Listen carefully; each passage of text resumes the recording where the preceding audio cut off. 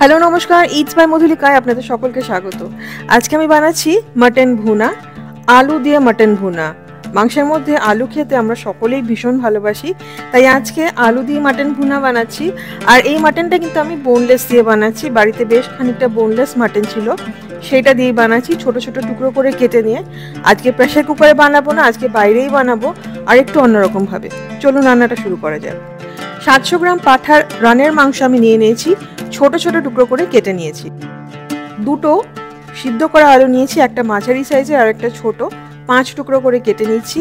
যদি এর থেকে বেশিও দিতে চান দিতেই পারেন, কিন্তু সিদ্ধ করা আলুটা দিলে কিন্তু টেস্টটা ভালো আসবে।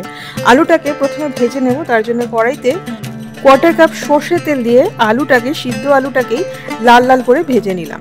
এই রান্নাটা সিদ্ধ আলু দিয়ে করে দেখবেন, সিদ্ধ আলুতে কিন্তু টেস্টটা খুব ভালো আসে। 3টে মাঝারি সাইজের পেঁয়াজ পাতলা পাতলা করে কেটে নিয়েছি।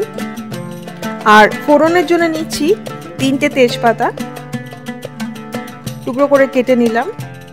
একটা শুকনো লঙ্কা বীজটা ছাড়িয়ে 2 টুকরো করে নিলাম। 2টো লবঙ্গ, 2টো এলাচ, কটা চা চামচ গোলমরিচ আর জয়িত্রী ফুল অর্ধেকটা নিয়ে নেব। আলুটা ভেজে নেওয়ার পরে বাকি যে তেলটা আছে তার মধ্যে ফোড়নটা দিয়ে দেবো আর ভেজে নেব যতক্ষণ না খুব সুন্দর একটা গন্ধ বেরোয় ফোড়নের।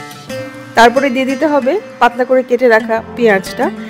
পেঁয়াজটাকে ভেজে নিতে হবে যতক্ষণ না পেঁয়াজটা লাল লাল হতে শুরু করে। পেঁয়াজটা লাল হয়ে গেলে কিন্তু পরে যখন মাংসের সাথে ভাজা হবে তখন পেঁয়াজটা পুড়ে যেতে পারে। সুতরাং পেঁয়াজটা যখন লাল হতে শুরু করেছে তখন দিয়ে দিতে হবে আদা বাটা 1 চা চামচ আর রসুন বাটা 1 চা চামচ। আদা রসুনের সাথে পেঁয়াজটাকে এবার ভাজতে হবে যতক্ষণ না আদা রসুনের কাঁচা গন্ধটা চলে যায়। পেঁয়াজের সাথে আদা রসুন ভাজার সুন্দর গন্ধ বেরোলে দিয়ে দিতে হবে মাংসটা এইবারে পেঁয়াজের সাথে কিন্তু ভেজে নিতে হবে। পেঁয়াজের সাথে যদি মাংসটা ভাজতে হয় তাহলে কিন্তু হাই ফ্লেমে ভাজতে হবে 1 নম্বর। 2 নম্বর, মাংসটাকে খুব একটা বেশি নাড়ানো যাবে না। একটা পিঠ যখন মনে হয়েছে হয়ে গেছে তখনই উল্টাতে হবে এবং সেইভাবেই কিন্তু ভাজতে হবে মাংসটাকে পেঁয়াজের সাথে। যতক্ষণ মাংসটা ভাজা হচ্ছে ততক্ষণে 2টো টমেটো অর্ধেক করে কেটে বীজটা ফেলে রেখে দিতে হবে। মাংসটা দেখুন এরকম লাল লাল করে ভাজা হয়ে গেছে। এইবারে দিয়ে দিতে হবে এক এক করে মশলা। হলুদ গুঁড়ো দিয়ে দেবো 1 চা চামচ, শুকনো লঙ্কার গুঁড়ো 1 চা চামচ, ধনে গুঁড়ো 1.5 চা চামচ আর নুন দিয়ে দেবো স্বাদ মতো। আমি এখানে 1 চা চামচ নুন দিয়েছি। এবারে মশলাগুলোর সাথে মাংসটাকে ভাজতে হবে আবার আরেকবার যতক্ষণ না খুব সুন্দর গন্ধ বেরোয়। মশলাটা যাতে কষা হয়ে যায় খানিকটা, মশলার কাঁচা গন্ধটা যাতে চলে যায়। এটাও কিন্তু লো থেকে মিডিয়াম ফ্লেমে ভাজতে হবে। গন্ধ দিয়ে বুঝতে পারবেন যে মাংসটা ভালো করে কষানো হয়ে গেছে। তারপরে দিয়ে দিতে হবে গরম জল 1 কাপ। জলটা সেই বুঝে দিতে হবে যাতে মাংসটা সিদ্ধ হয়। এই মাংসটা কিন্তু আর প্রেসার কুকারে দেওয়া হবে না, বাইরেই সিদ্ধ হবে। সুতরাং মাংসটা সিদ্ধ হওয়ার মতো যাতে জল দেওয়া হয়। যদি এর পরেও জল লাগে তাহলে কিন্তু গরম জল দিতে হবে। অর্ধেক করে কেটে রাখা টমেটোগুলো উপরে সাজিয়ে দিতে হবে। টমেটোটা দিয়ে ঢেকে রান্না করতে হবে 10 থেকে 15 মিনিট। এই সময়ের মধ্যে মাংসটাও খানিকটা সিদ্ধ হয়ে যাবে আর টমেটোটাও একদম গলে যাবে। এর মধ্যে একটা মশলার পেস্ট বানিয়ে নিতে হবে। তার জন্য 1/4 কাপ কিশমিশ আর 3টে থেকে 4টে কাঁচা লঙ্কা দিয়ে, যেরকম ঝাল খায় সেই মতো কাঁচা লঙ্কা দিয়ে একটা মিহি পেস্ট বানিয়ে নিতে হবে।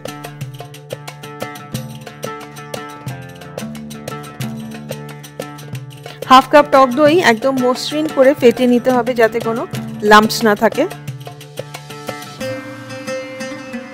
এর মধ্যে কিন্তু মাংসটা বেশ খানিকটা রান্না হয়ে গেছে আর টমেটোটাও নরম হয়ে গেছে। ঢাকাটা খুলে টমেটোর খোসাগুলোকে বার করে নিতে হবে ঠিক এইভাবে।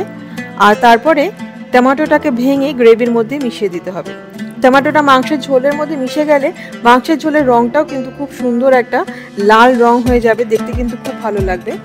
রান্নার সমস্ত উপকরণের লিস্ট শেয়ার করা থাকবে রান্নার নিচে ডেসক্রিপশন বক্সে, আর শেয়ার করা থাকবে আরও কিছু মাংসের রেসিপির লিঙ্কে ক্লিক করলে রেসিপিগুলো দেখা যায়। দেখে যদি ভালো লাগে অবশ্যই ট্রাই করবেন, আর যদি পছন্দ হয় তাহলে শেয়ার করবেন অ্যাটলিস্ট 5 জনের সাথে যারা রান্না করতে ভালোবাসে।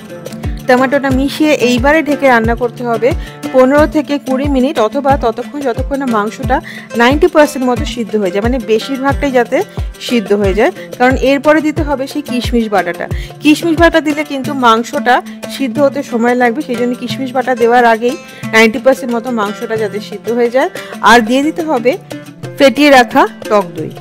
টক দইটা দেওয়ার আগে গ্যাসটা কিন্তু বন্ধ করে দিতে হবে, ফ্লেমটা বন্ধ করে দিতে হবে, নাহলে কিন্তু টক দইটা ছানা কেটে যেতে পারে। ক্রমাগত নাড়িয়ে টক দইটা মাংসের সাথে মিশিয়ে নিতে হবে। এইবারে এর মধ্যে দিয়ে দিতে হবে ভেজে রাখা সিদ্ধ আলুটা। আলু কিন্তু বেশ খানিকটা নুন টেনে নেবে, সুতরাং নুন যদি কম হয় তাহলে কিন্তু সেটা চেখে এখনই দিয়ে দিতে হবে। ভেজে রাখা আলু দিয়ে খুব ভালো করে মিশিয়ে নিতে হবে, আর তারপরে ঢেকে রান্না করতে হবে 15 থেকে 20 মিনিট বা যতক্ষণ না মাংসটা একদম সিদ্ধ হয়ে যায়। আলুটাও কিন্তু যখন সিদ্ধ করবেন তখন 60% মতো যাতে সিদ্ধ হয় সেরকমভাবেই সিদ্ধ করবেন, যাতে বাকি আলুটা মাংসের সাথে সিদ্ধ হয় আর মাংসের পুরো টেস্টটা আলুর মধ্যে চলে আসে। একদম শেষে ছড়িয়ে দিতে হবে 1 চা চামচ গোলমরিচ গুঁড়ো। আলু দিয়ে মাটন ভুনা একদম রেডি টু সার্ভ করুন লুচি, রুটি, পরোটা, ভাত বা পোলাওয়ের সাথে। ঠিক এভাবে মাটন ভুনা বানান, আমাকে কমেন্ট করে জানান যে আপনাদের কেমন লাগলো। যদি ভালো লাগে তাহলে রান্নাটা প্লিজ লাইক করবেন, শেয়ার করবেন, সাবস্ক্রাইব করবেন ইটস বাই মধুলিকা। সাবস্ক্রাইব করার সময় বেল আইকনটি প্রেস করলে আমি যখনই কোনো রেসিপি পোস্ট করব প্রথম নোটিফিকেশন আপনার কাছেই যাবে। ভালো থাকবেন, ভালো রান্না করবেন। Happy cooking. Thank you.